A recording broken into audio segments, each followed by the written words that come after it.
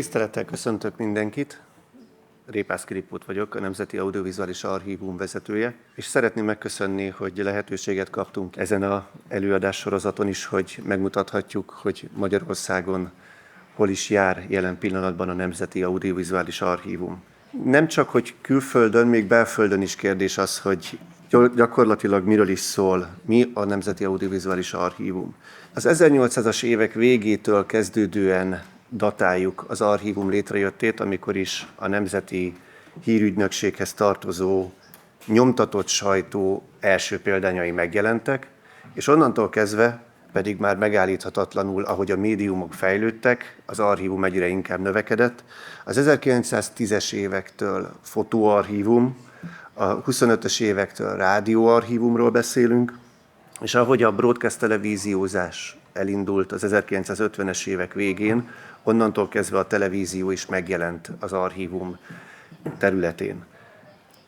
Innentől kezdve egy nagyobb időszelet látható, hiszen 2006-tól beszélünk először igazán digitális archívumról. Ekkor született meg a koncepciója, hogy egy nemzeti audiovizuális archívum jöjjön létre, amely ezeket a tartalmakat gyűjti, feldolgozza és publikálja. Gyakorlatilag 2011 a következő lépcsőfok, amikor az MTV-a létrejött, ami az előző intézményeket egy területre sorolta, és innentől kezdve az a mennyiségű archívanyag, ami rendelkezésünkre áll, annak a publikációja kezdődött el gyakorlatilag ettől az időszaktól kezdődően. 20 millió nyomtatott oldalnyi sajtóról beszélünk, 13 millió fotó negatívról, 16 kilométernyi audiószalagról, és több százezer beta, illetve COL szalagokat tartunk nyilván és digitalizálunk, és ebből már több mint 1,6 millió fájl elérhető és hozzáférhető a NAVA felületén keresztül. Ez gyakorlatilag 12 tévécsatornát és 6 rádiócsatornának a tartalmait is magába foglalja. De miért szerettem volna ezt így előzőleg így elmondani? Azért, mert hozzátartozik, hogy az audiovizuális archívum publikálása nem egy könnyű feladat. Ez az, amit az elmúlt években próbáltunk kollégáimmal itt tető alá hozni, és az évek során nagyon sok oldalról megvizsgáltuk. Erről szeretnék egy pár szót, gondolatot megosztani.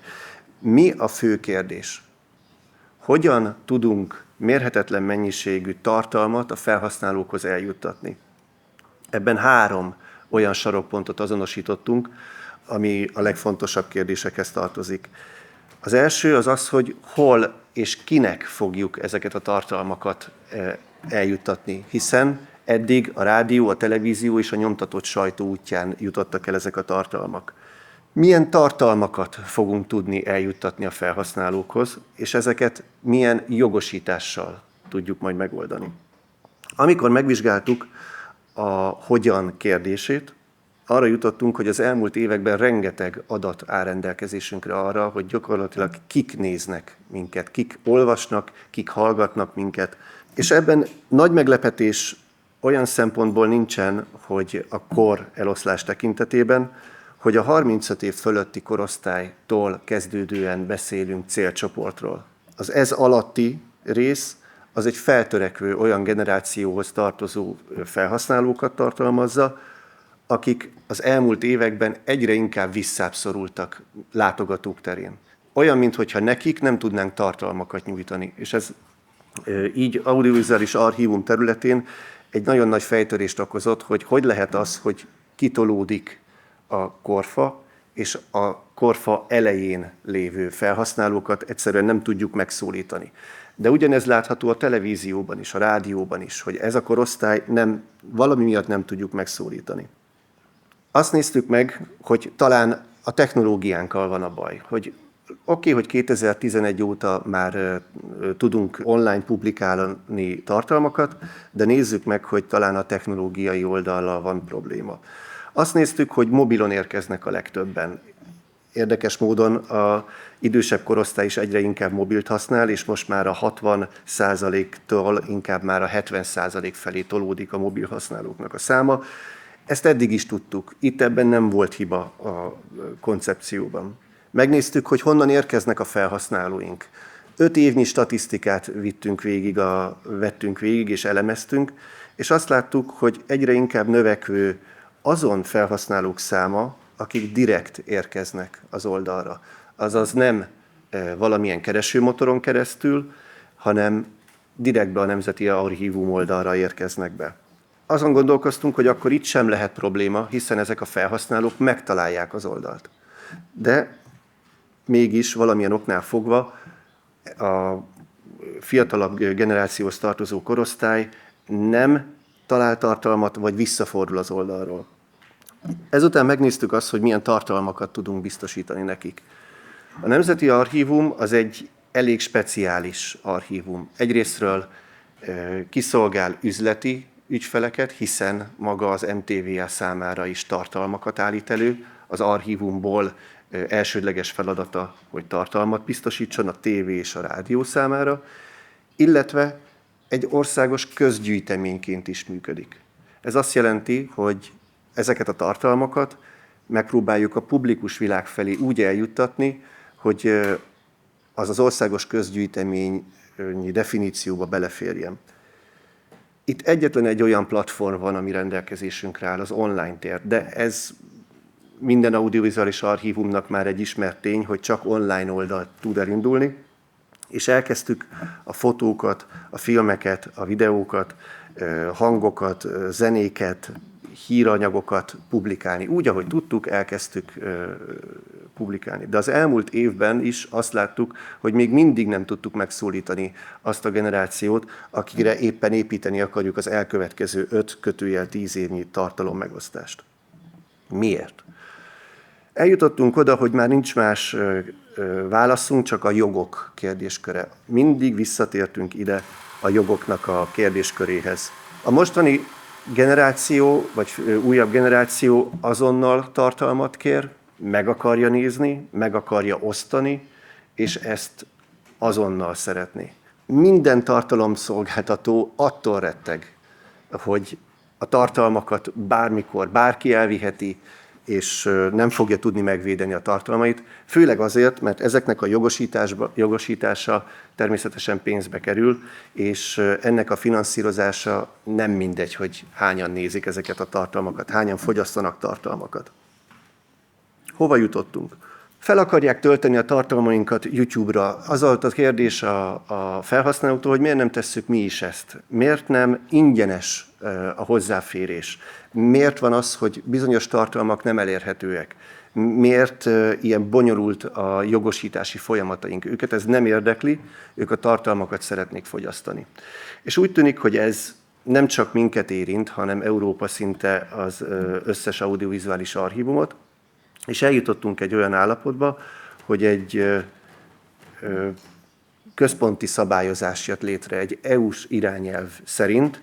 Lehetőségünk van arra, hogy az úgynevezett kereskedelmi forgalomban nem került műveket, azoknak a jogosítását egyszerűsítsük. Mi történik? Amikor egy tartalmat szeretnénk publikálni, és az abban az időszakban készült, amikor az online-nak még híre hamva se volt, a szerződésben nem írtuk bele, nem is írhattuk bele, hogy ezen a platformon meg fog jelenni. Ezért most mit kell tennünk? Mielőtt publikáljuk, előtte minden alkotót, kisjogos, nagyjogos alkotót meg kell keresnünk, meg kell kérdeznünk, hogy hozzájárul-e a tartalom publikálásához, avagy nem. Ez mérhetetlen adminisztrációt igényel. Ahogy láttuk előzőekben, több százezer műsorról van szó, amit egyszerűen így lehetetlen végigvinni. A másik, hogy ezen tartalmak az elmúlt 10 évben nem is kerültek semmilyen platformon publikálásra, se tévébe, se rádióba, értékesítési oldalon se adtuk el ezeket a tartalmakat.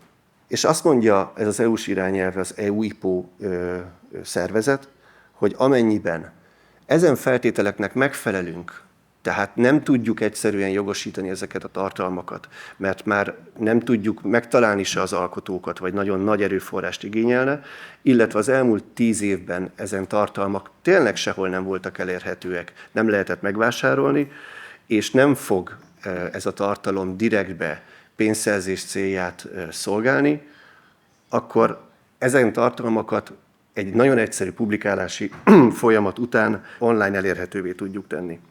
Eljutottunk oda, hogy elkezdtük a rádiós és televíziós tartalmainknak a tömeges feltöltését ennek a szervezetnek az oldalára.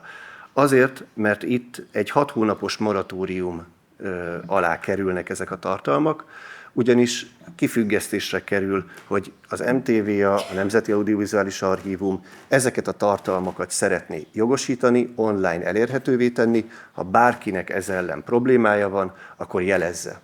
Ez alatt a 6 hónap alatt, hogyha bárki bead egy kérést ez ellen, vagy egy óvást ez ellen, hogy ne publikáljon ezen tartalmakat, akkor ezeket vissza tudjuk vonni. Miért jó ez?